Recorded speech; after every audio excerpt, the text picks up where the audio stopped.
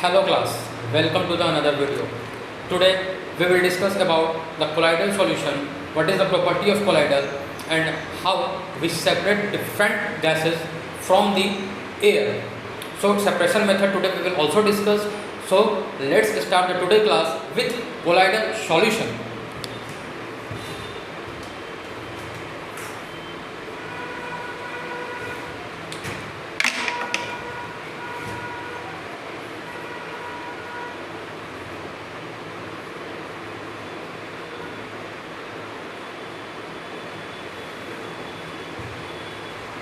Colloidal solution. In the last class, I had discussed about the suspension. What is suspension? Colloidal is same like a suspension, but here the difference between colloidal and suspension is in the colloidal, the particle comparatively to the suspension solution is lower size और smaller in size. Okay? इसमें क्या है कि जो particle है, जो component of particle colloidal solution में होगा ये रिलेटिवली स्मॉलर इन साइज होगा. किसके कंपैरिजन में? तो सस्पेंशन के कंपैरिजन में. This particle is as small as you can not see by the naked eyes. ये इतना छोटा है कि आप इसे नंगी आंखों से नहीं देख सकते. But this particle is as much as bigger that it scattered easily a visible beam of light. ये पार्टिकल इतना बड़ा ज़रूर है कि ये बीम ऑफ लाइट को स्कैटर ईजिली कर लेगा. कहने का मतलब है कि when you hold a colloidal solution in a glass and that glass is transparent, and when you passes a beam of light from the glass, then you see the path of light is easily visible. Okay, so when your path of light is easily visible due to the scattering of light, okay, then in the solution the particle easily scattered a beam of light. That's why you can easily see the path of light travel in a glass. And when the scattering of light in a colloidal is occurs, then we can say that this effect is a Tyndall effect. इसे हम Tyndall effect का नाम यहाँ पे देते हैं. Because here particle इतना छोटा है कि वो नंगी आंखों से आप देख नहीं सकते, और इतने छोटे पार्टिकल से जब लाइट का स्कैटरिंग होता है तो उसे हम लोग Tyndall effect का नाम देते हैं. And that effect is known as Tyndall effect. ये टिंडल इफेक्ट क्यों नाम दिया? क्योंकि जो साइंटिस्ट है जिसने इस इफेक्ट का डिस्कवर करा था उनका नाम टिंडल था, इसलिए उनके नाम से टिंडल इफेक्ट नाम पड़ा. ओके, तो you can write in the colloidal solution. एक बात और कोलाइडल सॉल्यूशन में, कोलाइडल सॉल्यूशन आपका होगा हेट्रोजीनियस मिक्सचर, बट ये लगेगा आपको बिल्कुल होमोजीनियस मिक्सचर की तरह, बट ये होमोजीनियस मिक्सचर होता नहीं है. कोलाइडल सॉल्यूशन का सबसे बेस्ट एग्जांपल अगर आप कहें तो क्या है? Your milk is a type of colloidal solution. Okay, और you can say that colloidal. ये होता बिल्कुल होमोजीनियस मिक्सचर की तरह है, लेकिन ये होता एक्चुअल में हेट्रोजीनियस मिक्सचर है. तो सबसे पहला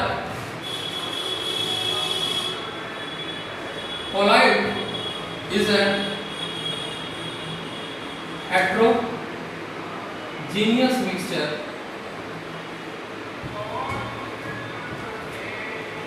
Colloid is a heterogeneous mixture. इसको थोड़ा नीचे लिख देते हैं.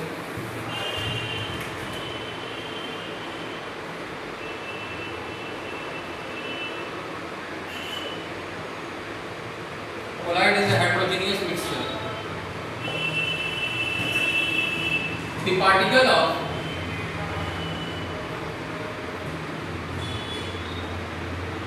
colloid is the particle of colloid is relatively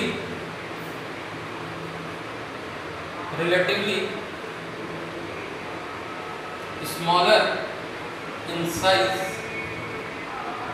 as compared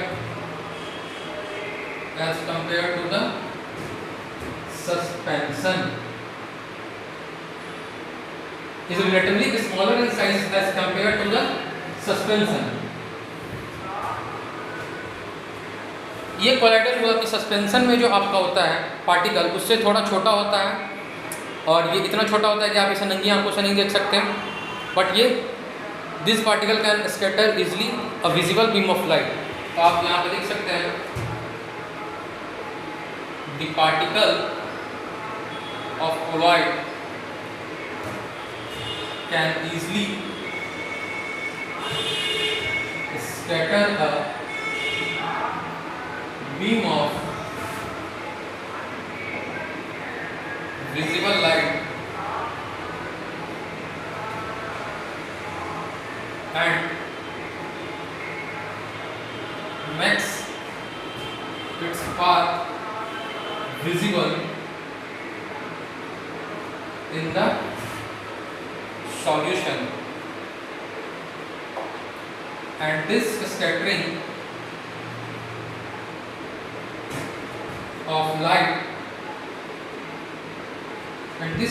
of light in the colloidal or colloid is known as Tyndall effect. Tyndall effect क्या होता है? तो मैंने बता दिया कि अगर कोलाइडल से लाइट का स्कैटरिंग हो रहा है तो इस स्कैटरिंग ऑफ लाइट को हम लोग बोलते हैं टिंडल इफेक्ट का नाम दिया गया है due to the scientist name Tyndall. और टिंडल इफेक्ट आप लोग एक घर में भी देखे होंगे कि आपके घर से मान लीजिए छोटा सा होल है आपके घर में और उधर से सूर्य की किरणें आ रही हैं, तो आपके घर में बिल्कुल छोटा छोटा माइन्यूट डस्ट पार्टिकल घर में घूमते रहते हैं। And when the sunlight comes from the hole, then you can easily see the path of the sunlight, and when you can easily see the path of the sunlight, this effect is known as Tyndall effect, because वो particle बहुत छोटे होते हैं तो उस effect को हम लोग टिंडल इफेक्ट का नाम देते हैं। तो please pause the video and note down this concept here.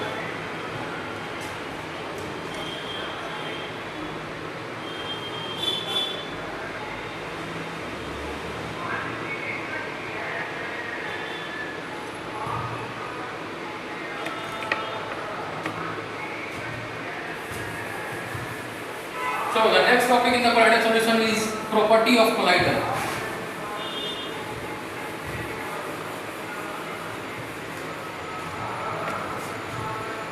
Write down the property of colloidal.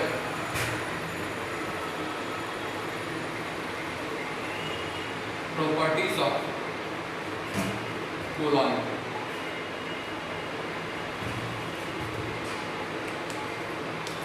First property, colloid is a heterogeneous. Colloid is a heterogeneous mixture. Second property, particles of colloid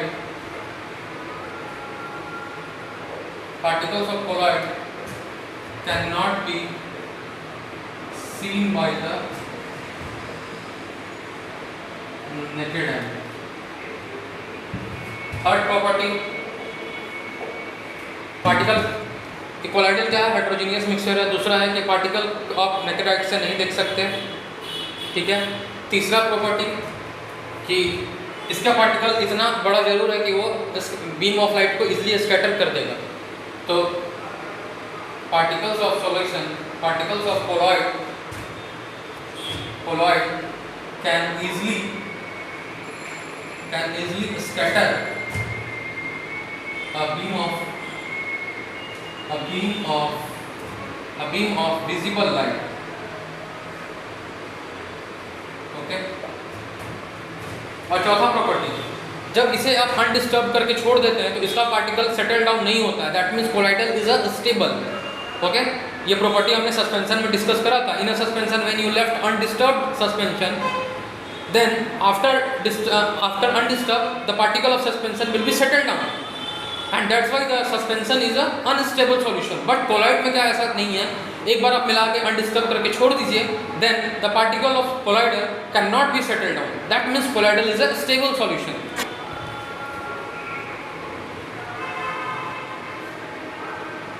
Particle of colloid cannot be settled down.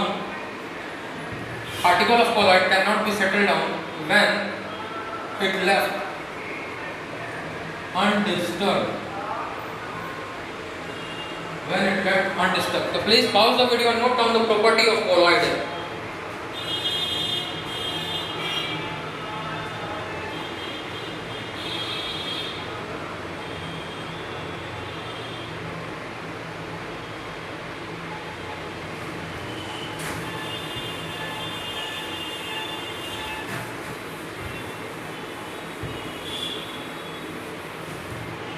Listen, I have discussed two component in a solution. One is solvent and another is a solute.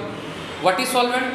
That particle present in a larger amount, that is known as solvent, and that particle present in a smaller amount or a smaller proportion, that is known as solute.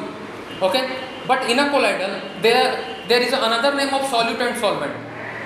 Okay, that particle which is present in a larger proportion or a larger amount, that is known as dispersion medium. Okay, that is known as dispersion medium, and that particle is present in a smaller amount or a smaller proportion, that is known as dispersed phase.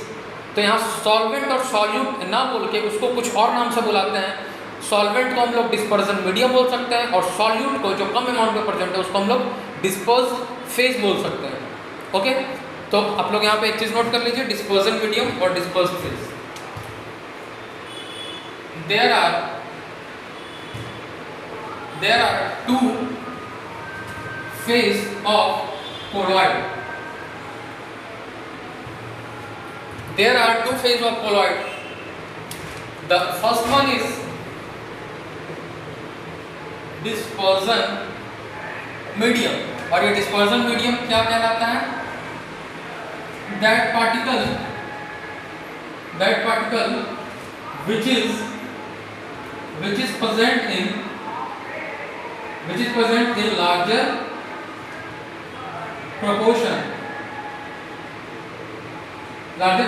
और amount आप कुछ भी बोल सकते हैं. और दूसरा होता है, यही है सॉल्वेंट, यही था सॉल्यूशन में, पर यहाँ सॉल्वेंट ना लिख के हम लोग दूसरा नाम बोलते हैं, उसका नाम है डिस्पर्जन मीडियम और दूसरा है dispersed phase.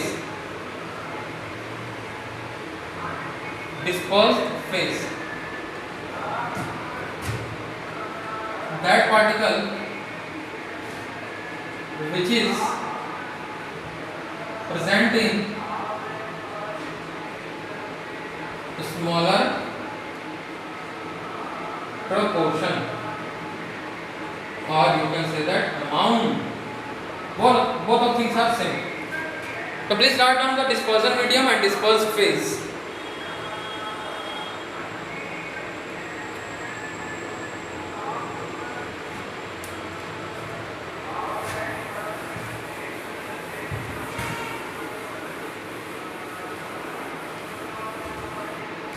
Listen, the another topic in your chapter is separation of component from different gases, or we can say that different method to separate the component in mixture से हम लोग different component को कैसे separate कर सकते हैं, आप लोग को ये पढ़ना है. पर mainly ये चीज़ experimental है, ये चीज़ आप लोग लैब में जाके एक्सपेरिमेंट करिएगा तब वो चीज़ ज़्यादा क्लियर होगा. थ्योरेटिकली वो सेपरेशन आपको कुछ समझ आएगा नहीं, बिकॉज ये चीज़ एक्टिविटी करने की और वो एक्टिविटी दिया हुआ है. तो today we will only discuss how can we separate different gases from air. ये आपको थ्योरेटिकली समझना है और अगर लैब में पॉसिबल है तो आप जाके कर भी सकते हैं. तो today we will only discuss the separation of gases from the air. Okay, क्योंकि ये थ्योरेटिकली आपको कभी कभी लिखने के लिए भी पूछता है. तो write down your next heading, separation of gases from air, or you can say that how can we obtain different gases from air. How can we obtain different gases from air? पता नहीं चल रहा.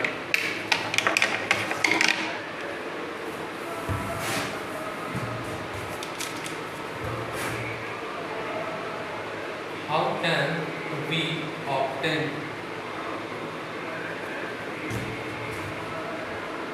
different gases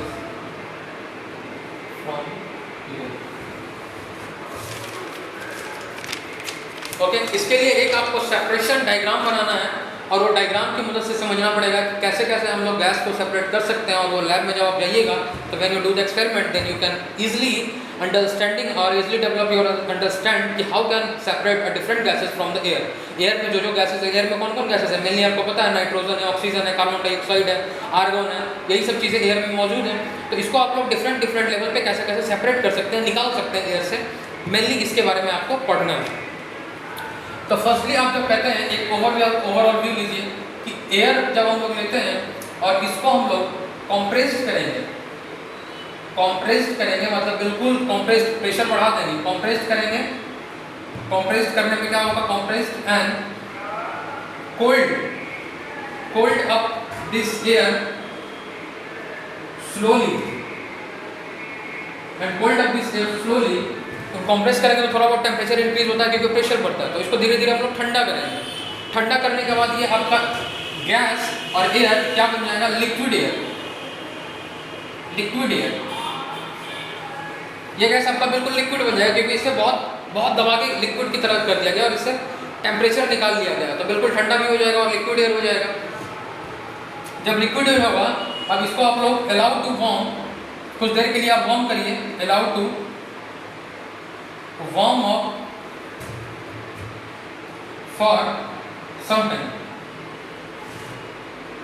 अब इसको जैसे जैसे गर्म करिएगा तो इससे जो टेम्परेचर एक टेम्परेचर है, ऑक्सीजन का जो टेम्परेचर होगा उस लेवल पे ऑक्सीजन आपका निकल जाएगा, आर्गन का जो टेम्परेचर होगा उस लेवल पे आर्गन निकल जाएगा, नाइट्रोजन का जो टेम्परेचर होगा उस लेवल पे नाइट्रोजन। धीरे धीरे आप वार्म करते रहिएगा, हर एक गैस धीरे धीरे यहाँ से सेपरेट होता रहेगा। तो ये तो एक ओवरऑल व्यू हुआ कि आप कैसे कैसे सेपरेट कर सकते हैं। तो please pause the video and note down this diagram here. After that I will discuss fully by the diagrammatically how can you separate the different gases from the air.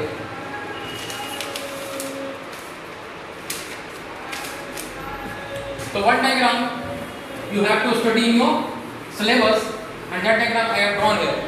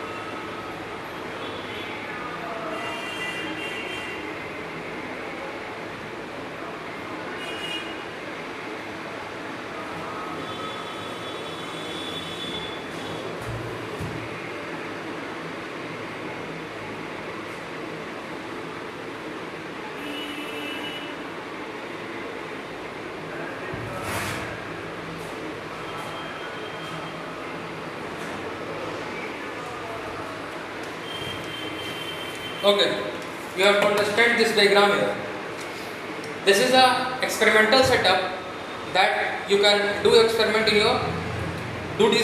your lab. Here you can enter your air from atmospheric air, from the atmosphere. Air जाएगा यहाँ से, इस chamber में गया, ये compressor है हमारा, air under pressure, ये पूरा एयर कंप्रेस हो जाएगा. आफ्टर कंप्रेसिंग एयर यहाँ से हॉट एयर होके निकलेगा, थोड़ा सा टेम्परेचर हाई हो जाएगा कंप्रेशन होने के बाद.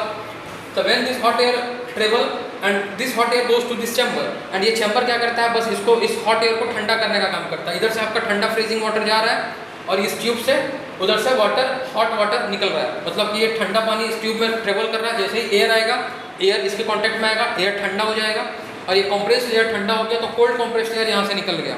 यहाँ से जब कोल्ड कंप्रेस्ड एयर निकला तो यहाँ से आप इस चैम्बर में आप देख रहे हैं कि ये सेपरेटर लगा होता है. ये सेपरेटर है,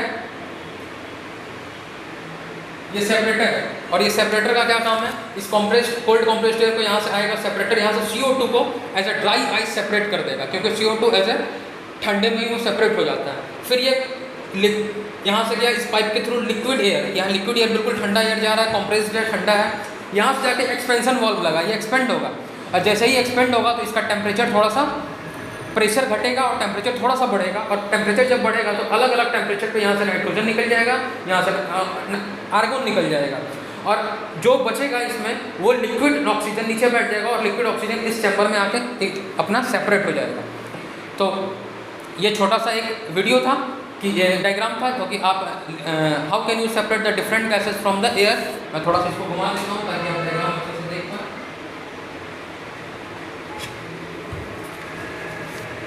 Here, this is a liquid chamber, liquid oxygen chamber.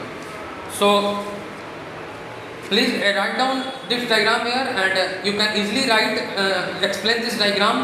How can we separate the different gases from there? So I will stop this class here, and we will continue the next class in the another video. Till then, be healthy, be safe. Thank you very much.